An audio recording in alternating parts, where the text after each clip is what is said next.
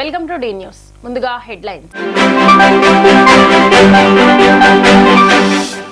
వైఎస్ఆర్సీపీ అధినేత మాజీ ముఖ్యమంత్రి వైఎస్ జగన్మోహన్ రెడ్డి తాడేపల్లిలో శ్రీకాకుళం పార్టీ నేతలతో సమావేశం. జిల్లాలో నెలకొన్న సమస్యలు, తాజా రాజకీయ పరిణామాలపై పార్టీ నేతలతో దిశానిర్దేశం.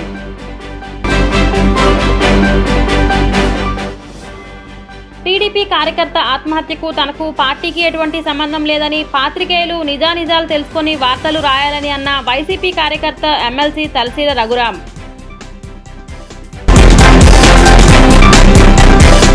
యాభై 89వ division Singinagar MK Baig municipal high school నందు కృపా ఫౌండేషన్ వారి ఆధ్వర్యంలో 10th క్లాస్ చదువుతున్న 200 మంది విద్యార్థులకు all in one guide books ను అందజేసిన ప్రభుత్వ whip central MLA Bonda Uma. YSRCP అధినేత మాజీ ముఖ్యమంత్రి వైఎస్ జగన్మోహన్ రెడ్డి శ్రీకాకుళం జిల్లా పార్టీ నేతలతో సమావేశమయ్యారు. తాడేపల్లిలోని కార్యాలయంలో పార్టీ నేతలతో వైఎస్ జగన్తో సమావేశం జరిగింది.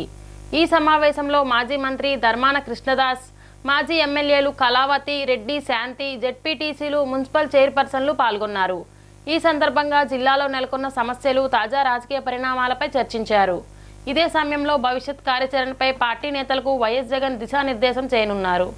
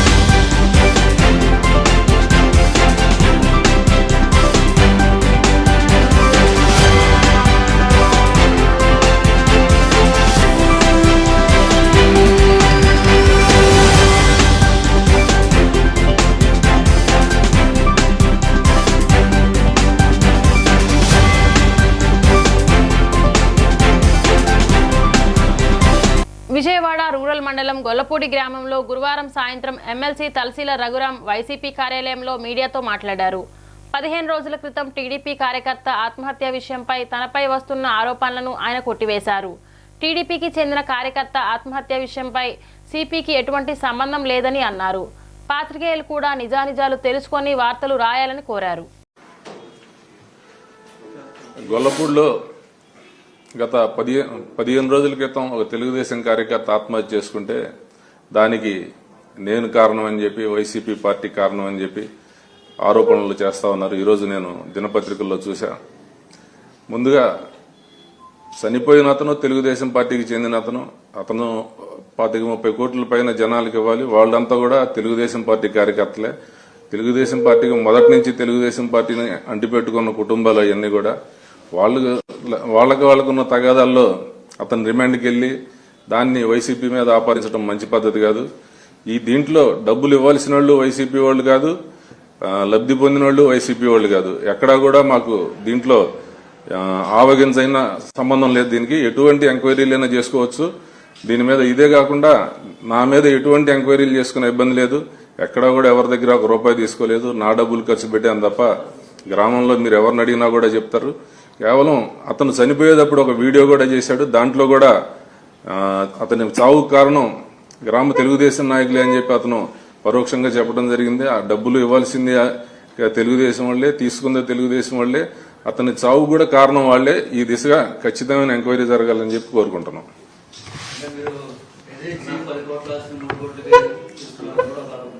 ఎవరు ఆస్తి ఎవరు రాపించుకున్నారు, ఎవరికి రాశారు ఆస్తి అనేది కూడా మీరు ఎంక్వైరీ చేయండి. మీరు పత్రికలంతా కూడా దయచేసి మీరు కూడా నిష్పాక్షికంగా ఎంక్వైరీ చేయండి. ఎవరు ఆస్తి ఎవరు రాపించుకున్నారు. వాళ్ళు ఇవ్వాల్సిన డబ్బులు కట్టాల్సిన వాళ్ళు కట్టించుకుని ఉంటారు. అది నాకేం సంబంధం. అది అందరూ కూడా తెలుగుదేశం పార్టీ వాళ్ళు ఎటువంటి సంబంధం లేదు. నాకు వైసీపీ పార్టీకి ఎటువంటి సంబంధం లేదు. మా కార్యకర్తలకు గానీ నాకు గానీ ఎవరు భాగస్వామ్యం దీంట్లో లేదు. 59వ division Singinagar MK Baig municipal high school నందు కృపా ఫౌండేషన్ వారి ఆధ్వర్యంలో 10th క్లాస్ చదువుతున్న 200 మంది విద్యార్థులకు ఆల్ ఇన్ వన్ గైడ్ బుక్స్ని ప్రభుత్వ విప్ సెంట్రల్ నియోజకవర్గ శాసనసభ్యులు బోండా ఉమామహేశ్వరరావు చేతుల మీదుగా అందించడం జరిగింది.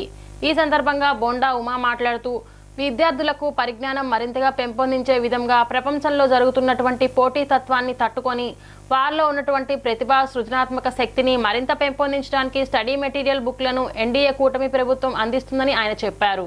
కృపా ఫౌండేషన్ వారి ఆధ్వర్యంలో ఆల్ ఇన్ వన్ బుక్స్ పంపిణీ చేయడం చాలా సంతోషకరమని చెప్పారు. ఇటువంటి సంస్థల వారు స్వచ్ఛందంగా ముందుకు వచ్చి ఆంధ్ర తెలంగాణలో కూడా మధ్యతరగతి పేద విద్యార్థులకు పుస్తకాలు పంపిణీ చేసి అందించడం అభినందించదగ్గ విషయమని అన్నారు.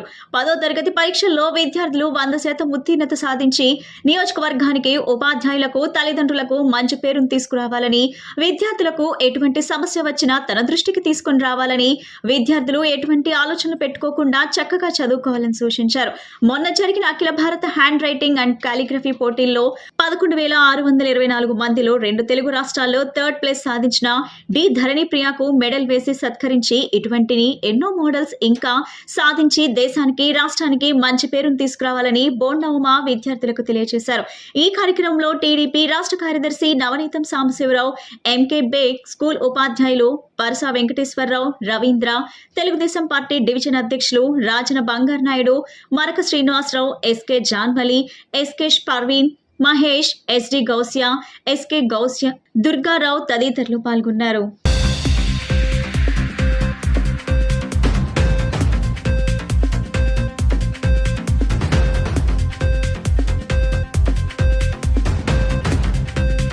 ఈరోజు సెంట్రల్ నియోజకవర్గంలోని ఎంకే బేగ్ స్కూల్లో కృపా ఫౌండేషన్ సంస్థ వారు ఈరోజు స్పాన్సర్ చేసినటువంటి all in one 10th class study material book ద్వారా 153 మంది పిల్లలకి ఇక్కడ వాళ్ళందరూ కూడా బుక్స్ ఇవ్వటం జరిగింది. చాలా సంతోషం. మనస్ఫూర్తిగా ఆ ఫౌండేషన్ని, దాని స్పాన్సర్ని, దాని టీంని అభినందిస్తా ఉన్నా. ఇలాంటి కార్యక్రమాలు ప్రభుత్వ పరంగా పిల్లల చదువుల పట్ల అన్ని జాగ్రత్తలు తీసుకుంటూ ఉన్నాం. గవర్నమెంట్ నుంచి బుక్స్ ఇస్తున్నాం, అలాగే యూనిఫామ్ ఇస్తున్నాం, షూస్ ఇస్తున్నాం, బ్యాగులు ఇస్తున్నాం, అలాగే మధ్యాహ్నం భోజనం కూడా ఏర్పాటు చేస్తున్నాం. అలాగే ట్రస్టుల ద్వారా కూడా ఇలాంటి కార్యక్రమాలు జరిగితే CSR funds, corporate social responsibility funds ద్వారా కూడా అనేక సేవా కార్యక్రమాలు చేసుకోవాల్సిన పరిస్థితి ఉంది.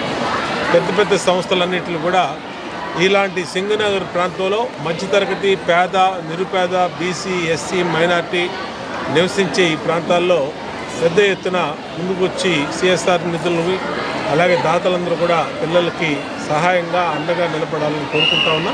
హృదయపూర్వకంగా ఈ కార్యక్రమంలో భాగస్వాములైనటువంటి ట్రస్ట్ వారందరినీ, స్పాన్సర్ని అభినందిస్తాం. ఏటీఎంల వద్ద మాటు వేసి నగదు చోరీ చేసే వ్యక్తిని విజయవాడ పోలీసులు గురువారం అరెస్ట్ చేశారు.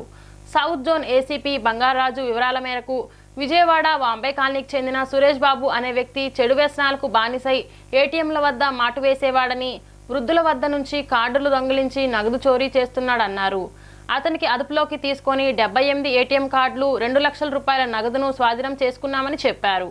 కార్డు పెట్టినా కూడా ఎంతకి తిరిగి రావలేదు. రాకపోతే పక్కన ఉన్న ఒక వ్యక్తి ఏం చేశాడంటే రావట్లేదని చెప్పి పక్కన ఉండి అతన్ని అసిస్ట్ చేసినట్టుగా నటించాడు. ఇతను కార్డు రావట్లేదని వెళ్ళి బ్యాంకులో కంప్లైంట్ చేయండి అని చెప్పాక ఆ కార్డుని ఇతను బయటికి తీసి దాంతో డబ్బులు డ్రా చేస్తాడు. అంటే ఆ కార్డు పని చేయకుండా లోపలికి వెళ్ళినా సరే కార్డు బయటికి రాకుండా అతను చిన్నది అడ్డు పెట్టి దాన్ని ఆ విధంగా ఆపగలిగాడు అనమాట. ఆయన వెళ్ళి కంప్లైంట్ చేసే లోపల పక్క నుండి అతను అన్నీ చూశాడు కాబట్టి ఆ నెంబర్ అదిని తీసుకుని డబ్బులు డ్రా చేయడం జరిగింది. దాని మీద మనకి 3వ తారీఖున, ఈ నెల 3వ తారీఖున కృష్ణలంక పోలీస్ స్టేషన్లో ఆయా సదరు పర్సన్ నష్టపోయిన వ్యక్తి కంప్లైంట్ చేయడం జరిగింది. ఈ కేసును ఎలా అయినా ప్రెస్టేజియస్గా ఛేదించమని. బంగ్లాదేశ్లో ఇస్కాన్ గురువు చిన్మయ్ కృష్ణదాస్ బంగ్లాదేశ్ సర్కార్ అరెస్ట్ చేయడాన్ని రాష్ట్రీయ హిందూ వాహిని సంఘటన్ రాష్ట్ర ఉపాధ్యక్షుడు ఎర్రశెట్టి బాబు ఖండించారు. గురువారం విజయవాడలో ఆయన మీడియాతో మాట్లాడుతూ హిందువులపై దాడులను ఆపాలని బంగ్లాదేశ్ ప్రభుత్వాన్ని కోరారు. బంగ్లాదేశ్ ఏర్పాటు కోసం భారత సైన్యం రక్తం చిందించిందన్నారు. హిందువులపై హింసలకు పాల్పడడం దారుణమన్నారు. నా పేరు ఎర్రశెట్టి అంజిబాబు, రాష్ట్రీయ హిందూ వాహిని సంఘటన రాష్ట్ర ఉపాధ్యక్షుడిని. మొన్న జరిగిన బంగ్లాదేశ్లో చిన్మయ్ దాస్ గారిపై బంగ్లాదేశ్ వారు అరెస్ట్ చేశారు. ఆ అరెస్ట్ని మేము తీవ్రంగా ఖండిస్తున్నాం. ఇస్కాన్ టెంపుల్ వారు మొన్న బంగ్లాదేశ్లో జరిగిన వరదల సమయంలో వారికి ఆహారం కానీ దుప్పట్లు కానీ అన్ని విధాలుగా సహాయం చేసి అంతా సమానమని ఆ టైంలో అండగా బంగ్లాదేశ్ వాళ్ళకి ఉన్నారు. అలాంటి వారిపై హిందుత్వాన్పై ఈ బంగ్లాదేశ్ వారికి ఎందుకని ఎలాగా వచ్చిందో అర్థం కావట్లేదు. హిందుత్వాన్ని భారతదేశం మొత్తం కూడా ఏకదాటిమే ఉన్నారు. హిందుత్వం గురించి బంగ్లాదేశ్ వారు ఇస్కాన్ టెంపుల్ వారిపై చేసిన చర్యని మేము ఖండిస్తున్నాం.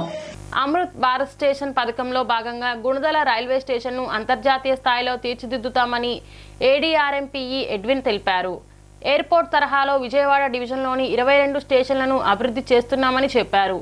35 కోట్ల మేర నిధులతో గుణదల రైల్వే స్టేషన్ అభివృద్ధి చేస్తున్నామని, జూన్ 25 లోపు పూర్తి చేసేలా ప్రణాళిక చేస్తున్నామని ఆయన వివరించారు.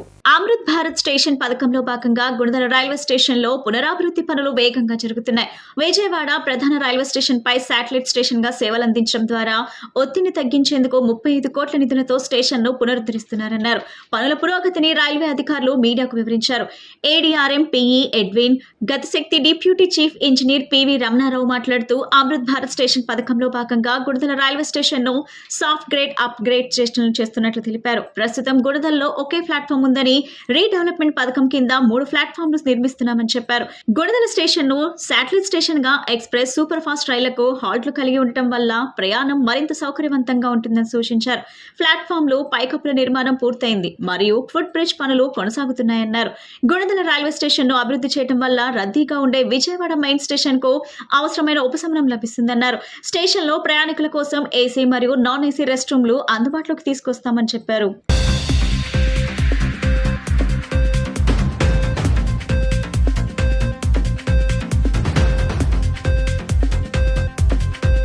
ఇది ఫ్లాగ్షిప్ అమృత్ స్టేషన్ స్కీమ్ అనేది flagship scheme initiated by our honourable prime minister, inspired by the foreign railway stations. Now the entire touch and feel of the stations will be improved. User experience will be a lot improved at par with international standards. మనం ఎయిర్పోర్ట్స్ చూసినప్పుడు అవి ఎంత చక్కగా ఉంటాయి. Everything is streamlined. అదేవిధంగా honourable prime minister ఇది start చేశారు. టోటల్ ఇండియన్ రైల్వేస్లో అప్రాక్సిమేట్గా 1300 స్టేషన్స్ని ఇంప్రూవ్ చేయడానికి స్టార్ట్ చేశాము. మన ఆంధ్రప్రదేశ్లో 72, మన విజయవాడలో 22. అందులో ఈ గుణదల అనేది చాలా ఇంపార్టెంట్ కాబట్టి this we have picked up. దీని కాస్ట్ అప్రాక్సిమేట్గా 35 crores. మీరు చూసారు ఇవన్నీ ఎంత బాగున్నాయి అనేది. It resembles local culture also, lot of potential. ఇప్పుడు విజయవాడ స్టేషన్ ఏంటి కంప్లీట్గా కంజెస్ట్ అయిపోయింది.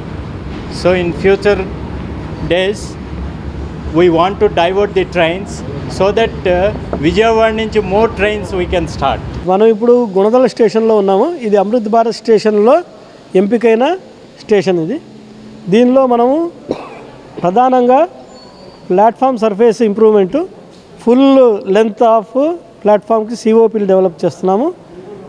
గుణదల చర్చ్ని ప్రతిబింబించే విధంగా ఫసాడ్ని డెవలప్ చేస్తున్నాము. ఎదురుగా సర్క్యులేటింగ్ ఏరియా డెవలప్ చేస్తున్నాము. పార్కింగ్ స్పేస్ 2500 స్క్వేర్ మీటర్ల పార్కింగ్ స్పేస్ ఇస్తున్నాము. తర్వాత ఒక మంచి AC waiting hall, modular toilets ఇవన్నీ చేస్తున్నాము. 12 మీటర్ల రూఫ్ ప్లాజా కూడా కొత్తగా కడుతున్నాము. ఇవన్నీ కూడా గుణదలకి అదనపు ఆకర్షణగా నిలుస్తాయి. గుణదల స్టేషను మెయిన్ లైన్లో ఉండడం మూలాన విజయవాడ విశాఖపట్నం మెయిన్ లైన్లో ఉండడం మూలాన ఏమవుతుందంటే ఆ విజయవాడలో ఆగే బళ్ళన్నీ కూడా మనం ఇక్కడ కూడా ఆపుకునే దానికి అవకాశం ఉంటుంది. స్వచ్ఛతకు సాంకేతికత ఎంతో అవసరమని స్వచ్ఛ ఆంధ్ర కార్పొరేషన్ చైర్మన్ పట్టాభిరామ్ అన్నారు. విజయవాడ నగరపాలక సంస్థ కార్యాలయంలో గురువారం స్వచ్ఛ విజయవాడపై ఆయన సాంకేతికత నిపుణులతో సమావేశం నిర్వహించారు. అనంతరం పట్టాభి మాట్లాడుతూ పారిశుద్ధ నిర్వహణ మెరుగుపరిచే దిశలో ఆర్టిఫిషియల్ ఇంటెలిజెన్స్ను ఉపయోగించుకోవాలని సూచించారు. బ్లాక్ స్పాట్స్ను గుర్తించేందుకు డ్రోన్ సర్వే లైన్ను వినియోగించుకోవాలన్నారు.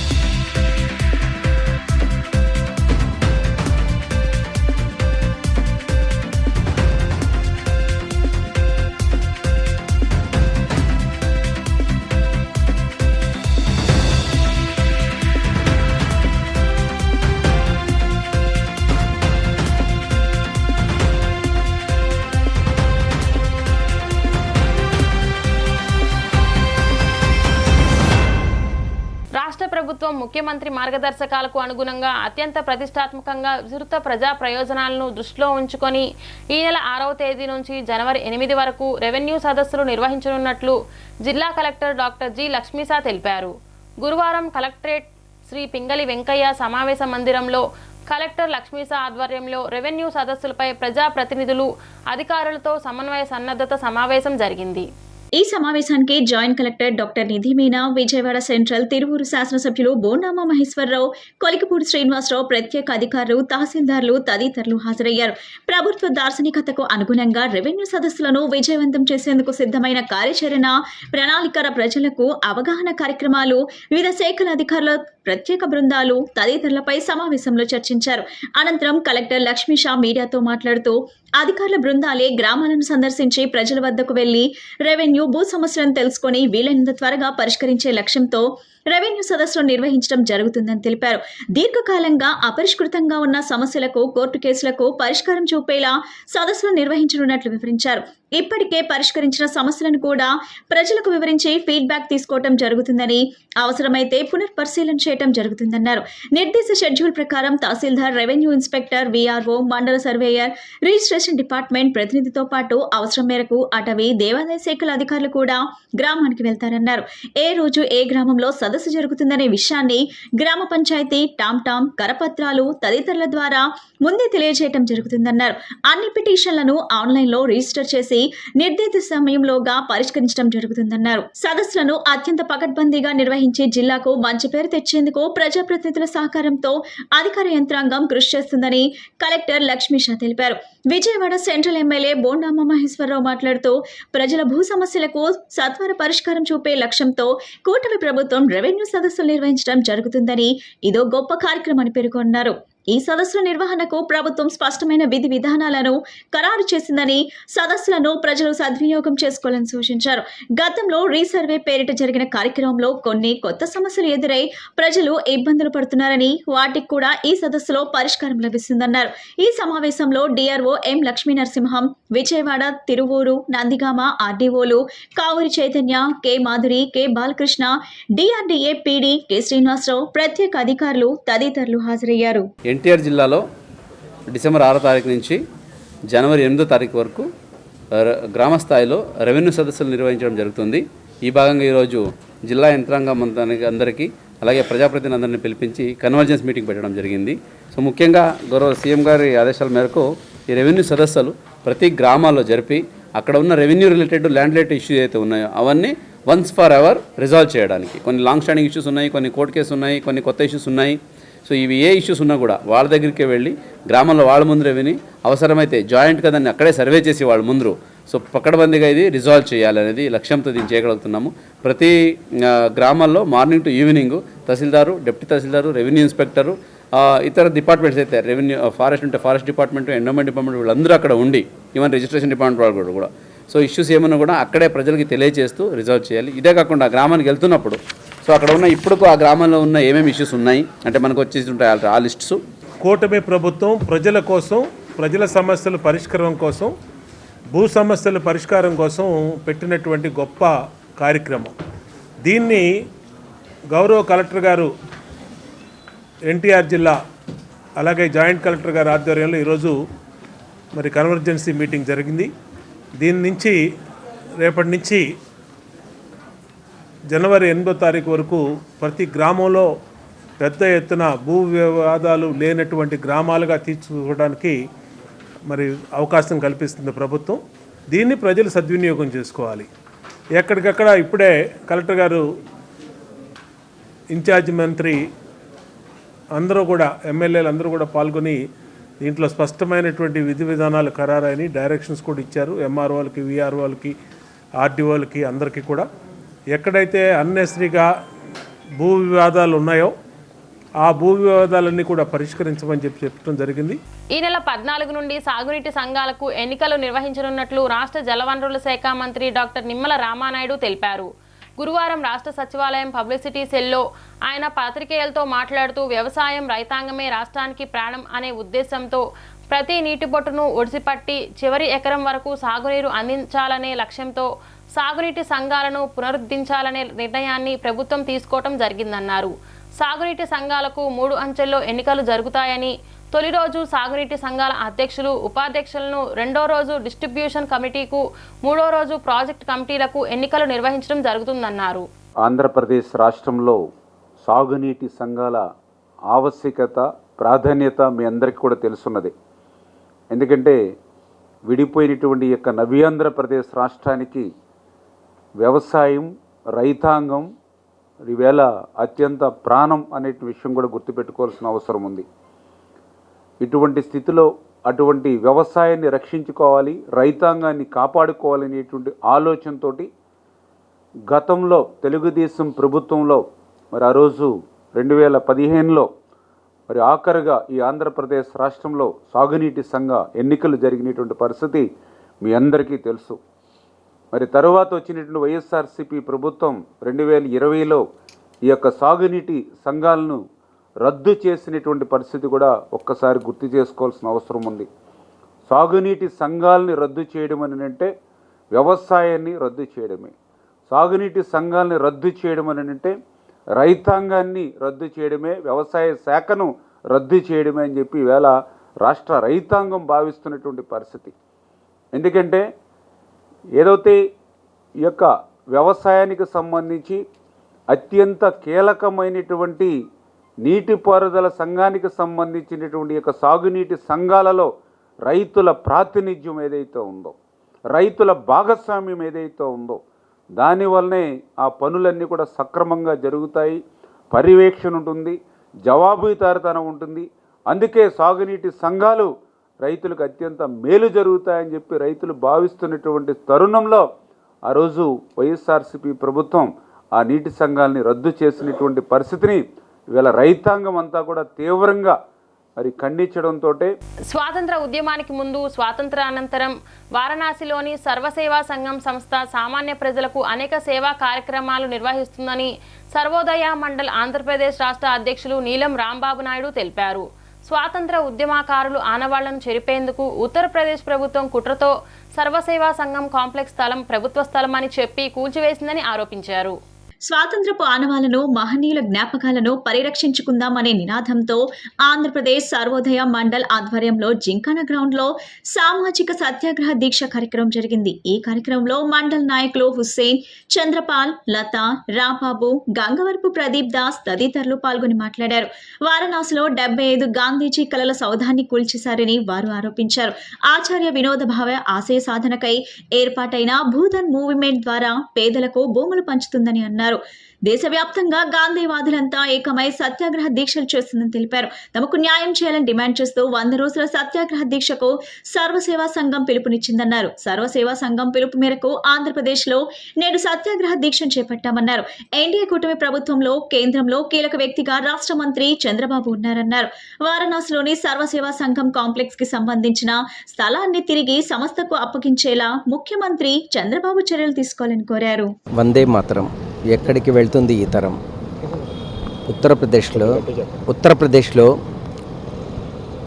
గాంధీ గారి సిద్ధాంతాలని, గాంధీ గారి భవనాలని, 42 భవనాలని కూల్చివేసి అక్కడ పేదలకి చేస్తున్న న్యాయమైన సేవా కార్యక్రమాలని అడ్డుగించి ఒక రాష్ట్ర ప్రభుత్వమే ఇంత ఇదిగా నిజంగా నడుచుకుంటున్న విధానం ఇంతవరకు భవిష్యత్తులో గాంధీ గారి ఒక ఆస్తుల్ని, సిద్ధాంతాలని కూలదోసిన విధానం అది ఇప్పుడు ఉన్న ప్రభుత్వం, రాష్ట్ర కేంద్ర ప్రభుత్వాలు మార్చుకొని వాళ్ళకి సహకరించాలని, వాళ్ళు చేస్తున్న కార్యక్రమాలకి కొంచెం మీరు చేసిన కూల్చివేసిన వాటిని మళ్ళీ సరిచేసి పేదలకి న్యాయం చేసే విధానానికి మీరు తోడ్పడాలని, దీనికి రాష్ట్ర ప్రభుత్వం ఒక మంచి మనస్సుతో ఇక్కడ మన ముఖ్యమంత్రి గారు కేంద్ర ప్రభుత్వానికి మంచి ఒక కోరికని ముందుంచి సహకరించాలని కోరుకుంటూ, ఇది మన రాంబాబు నాయుడు గారు చేస్తున్న ఈ ప్రయత్నము ఇంకా తోటి వారు అందరూ సహకరిస్తున్న వీళ్ళందరికీ మీడియా సహోదరులు దీన్ని దేశవ్యాప్తంగా వ్యాపించేలా చేస్తున్న మీ అందరికీ కృతజ్ఞతలు. బ్రతుకుదాం, బ్రతికిద్దాం, బ్రతికించడం కోసం బ్రతుకుదాం, బ్రతికితే దేశం కోసం, చస్తే దేశం కోసం. జై హింద్. వారణాసి కేంద్రంగా జరుగుతున్న సర్వసేవా సంఘ్ కాంప్లెక్స్ యొక్క కార్యక్రమాలని ఉన్నపళంగా నిలిపివేస్తూ అక్కడున్న 50 పురాతనమైన భవనాలని రాత్రికి రాత్రి నోటీసులు అంటించి తెల్లవారు ఉదయాన్నే బుల్డోజర్లతో కూల్చివేయడం జరిగింది. ఈ సంఘటన గత ఆగస్టు నెలలో జరిగింది. అది సర్వసేవా సంఘ్ స్వయాన డబ్బులు పెట్టి కొనుక్కున్న దాదాపు సుమారు 13 ఎకరాల స్థలం. ఆ స్థలంలో ఉన్న ప్రతి భవనం కూడా గాంధేయవాదులు వారి సొంత నిధులతో కట్టించుకున్న భవనాలే. ఆ భవనాలన్నింటినీ నెహ్రూ గారు, మన మొదటి ప్రధాని నెహ్రూ గారి దగ్గర నుంచి ప్రతి ప్రధాని కూడా ఆ సర్వసేవా సంఘ్ కాంప్లెక్స్ని సందర్శించిన వారే. అక్కడ జరిగే కార్యక్రమాలు అన్ని సామాజిక కార్యక్రమాలు, నిరుపేదలకు సహాయం చేసే కార్యక్రమాలు, ఉపాధి లేని వాళ్ళకి ఉపాధి కల్పించే కార్యక్రమాలు, ఖాదీ వడకడం దగ్గర నుంచి కుట్టు మిషన్ల కేంద్రాల దగ్గర నుంచి ప్రతిదీ కూడా సహాయ కార్యక్రమాలు జరిగే సర్వసేవా సంఘ్ కాంప్లెక్స్ అది. ప్రముఖ పారిశ్రామికవేత్త అదానీ నుంచి లంచం తీసుకున్నారనే ఆరోపణల నేపథ్యంలో రాష్ట్ర కాంగ్రెస్ అధ్యక్షురాలు షర్మిల నేరుగా ఏసీబీని ఆశ్రయించారు. విజయవాడలోని ఏసీబీ కార్యాలయానికి వెళ్లిన ఆమె జగన్పై లిఖితపూర్వకంగా ఫిర్యాదు చేశారు. అదానీ కంపెనీ నుంచి 1750 కోట్లు లంచం తీసుకున్న జగన్పై విచారణ చేయాలని నేడు అధికారులకు వినతి పత్రం అందజేశారు. అమెరికా దర్యాప్తు సంస్థలే జగన్ స్కామ్ గురించి బయటపెడితే చంద్రబాబు ఎందుకు చర్యలు తీసుకోవటం లేదని ప్రశ్నించారు షర్మిల. టీడీపీ బోర్డు నుంచి ఏసీబీని విడుదల చేయాలని విజ్ఞప్తి చేశారు. అదానీతో జరిగిన విద్యుత్ ఒప్పందాల్లో 1750 కోట్ల మేర ముడుపులు అందుకున్నట్లు అమెరికా దర్యాప్తు సంస్థ చెబుతుందని తెలిపారు. అయితే జగన్ తన పేరు ఎక్కడైనా ఉందా తెలివిగా మాట్లాడుతున్నారు. 2021లో అప్పటి సీఎం అంటే జగన్ కాక మరెవరు అంటూ ఎదురు ప్రశ్నించారు. టీడీపీ ప్రతిపక్షంలో ఉన్నప్పుడు అదానీ డీల్ పెద్ద కుంభకోణమని ఆందోళన చేసిందని గుర్తు చేశారు. పెద్ద ఎత్తున ముడుపులు అందాయని నేటికి ఆర్థిక మంత్రి పయ్యావుల కేశవ్ ఆరోపణలు చేశారన్నారు. దీనిపై ఆయన కోర్టుకు సైతం వెళ్లారని, మరి ఇప్పుడు మీరు అధికారంలో ఉండి ఎందుకు చర్యలు తీసుకోవటం లేదు, ఎందుకు మౌనంగా ఉన్నారంటూ ప్రశ్నలు కురిపించారు షర్మిల. అదానీకే చంద్రబాబు భయపడుతున్నారా అంటూ అనుమానాలు వ్యక్తం చేశారు. ఈరోజు విజయవాడలోని యాంటీ కరప్షన్ బ్యూరో ఆఫీస్కి కాంగ్రెస్ పార్టీ తరఫున మేము రావడం జరిగింది.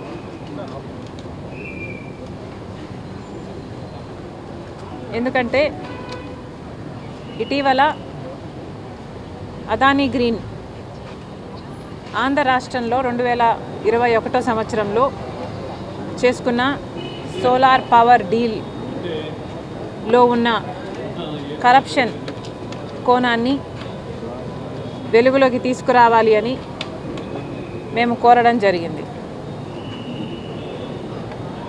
మరొకసారి గుర్తు చేసుకుందాం, ఆంధ్ర రాష్ట్రంలో ఒక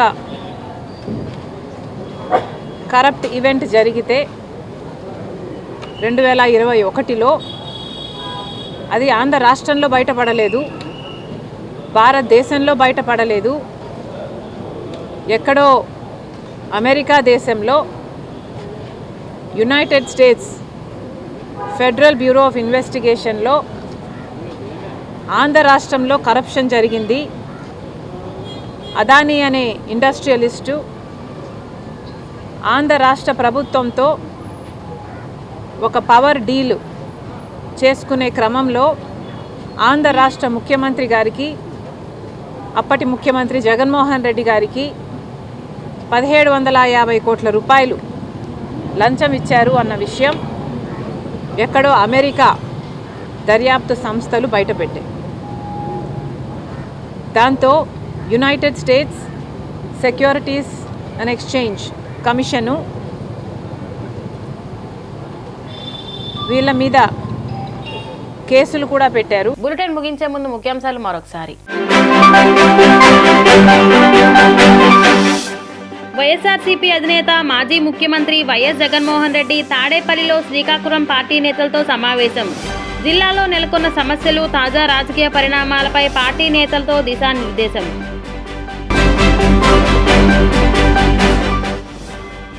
టీడీపీ కార్యకర్త ఆత్మహత్యకు తనకు పార్టీకి ఎటువంటి సంబంధం లేదని, పాత్రికేయులు నిజానిజాలు తెలుసుకొని వార్తలు రాయాలని అన్న వైసీపీ కార్యకర్త ఎమ్మెల్సీ తలసీల రఘురాం.